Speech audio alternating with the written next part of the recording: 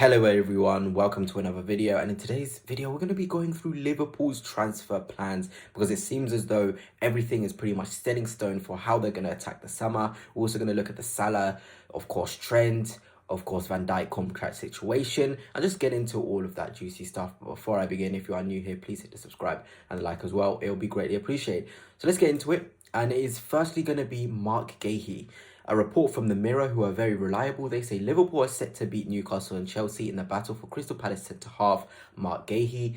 Liverpool is the preferred destination for the defender, and the Reds are now in pole position to strike a deal. And when this first came out 3 or 4 days ago, I was so annoyed because I know how good of a defender Marc Guehi is. He's somebody I would like at Arsenal to provide cover for both the left centre-half zone and the right centre-half zone, because I feel like we're going to lose Kivior and we may lose a couple of other defenders like Zinchenko, so we need an extra sort of centre half in there who can play, because Marc Guehi can definitely play right back as well. He can offer that option too. So when Liverpool have this guy on their radar, I'm just thinking they already have Van Dijk, who should stay. We'll get into that a bit later. They've got Konate, who's quite young. Guehi's now in that 25 zone where he's got the experience. He's still getting better. He's now ready for that next step. They're going to be really stacked to the back.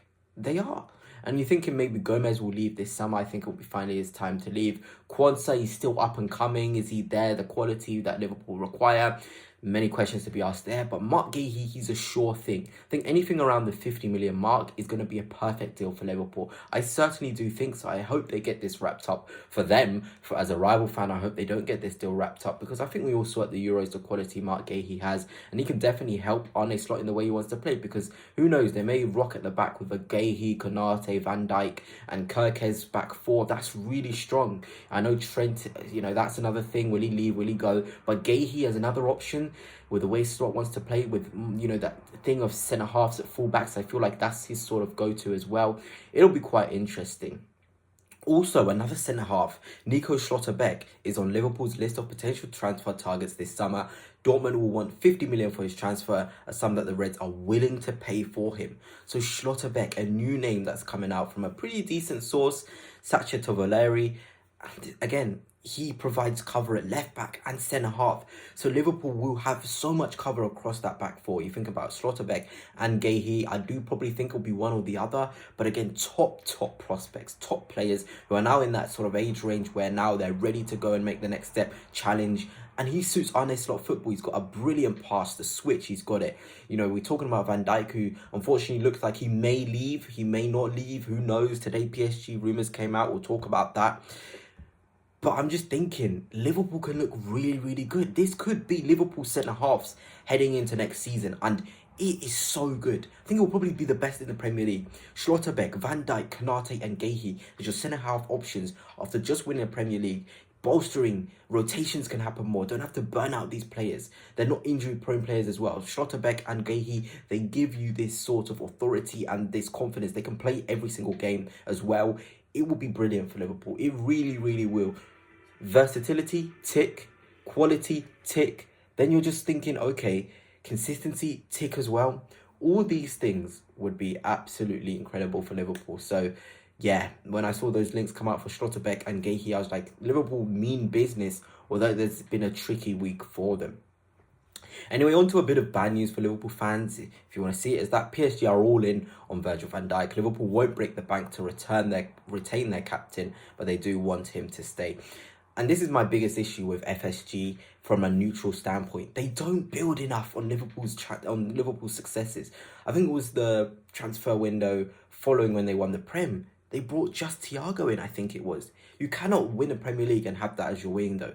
They can't make the same mistake this summer and not sign big hitters and not keep Van Dijk, the best defender in the world. I think we all saw him talking at the end of the game to the PSG president. Whether that was meaning anything, whether it was, who cares, who knows. But Liverpool have to keep Van Dijk, because I'm just thinking they could go into next season like this. You remove Van Dijk from this, then it is a big problem. You're maybe now going into the season in this way. Still very strong options, still quality defenders, by the way. And I'm sure Liverpool fans, if Van Dijk was to retire instead of actually leave to join another club, they'd be quite happy heading into a season like this. But it doesn't seem like Liverpool owners are trying enough to retain their big hitters. And Van Dijk probably would be the priority to stay, to nurture these signings like a Schlotterbeck, a Guehi, like a Kirkes, like a Konate, who's still learning off of Van Dijk. It will be a travesty if Virgil was to actually leave the club. Now onto the attacking zones. We all know about Liverpool. I think I saw a stat earlier on Twitter about Nunes has 1 in 13, Diaz has like 2 in 13, Jota has like 1 in 13 as well. That is not good enough in the attacking zones, but it seems as though Liverpool are properly going to go for it. If Liverpool fail to sign Alexander Isak, they want to go big for Julian Alvarez. And Julian Alvarez, what a footballer this guy is. Honestly, I was watching the Barcelona Atletico Madrid game. This guy's such an intelligent footballer. I think last summer, to be fair, Liverpool wanted to sign him, but obviously Man City selling to a direct rival wasn't really going to happen, and £80 million directly into the pockets of City probably isn't what Liverpool wanted to do. But from Atletico Madrid, I am worried if Liverpool do get Julian Alvarez. And that is even if they fell for Isak. You know, I would be doubly worried for Isak, but also doubly worried for Julian Alvarez going to Liverpool. I feel like he'll fit them like a glove. He'd work off of Salah. He works hard. He likes to press. He likes to hold the ball up. He's got brilliant ball striking. He's clinical.